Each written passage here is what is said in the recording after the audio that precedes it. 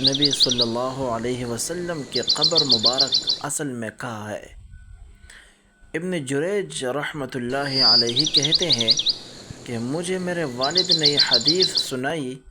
کہ جب نبی صلی اللہ علیہ وسلم کا وصال ہو گیا تو لوگوں کے علم میں یہ بات نہ تھی کہ نبی صلی اللہ علیہ وسلم کی قبر مبارک کہاں بنائی جائے،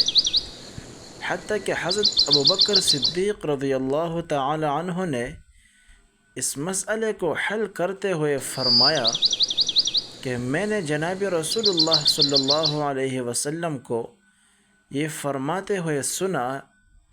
کہ ہر نبی کی قبر وہی بنائی جاتی ہے جہاں ان کا انتقال ہوتا ہے۔ چنانچہ صحابہ کرام رضی اللہ عنہم اجمعین نے نبی صلی اللہ علیہ وسلم کا بستر مبارک اٹھا کر اس کے نیچے قبر مبارک کھودی اور وہی تدفین عمل میں لائی۔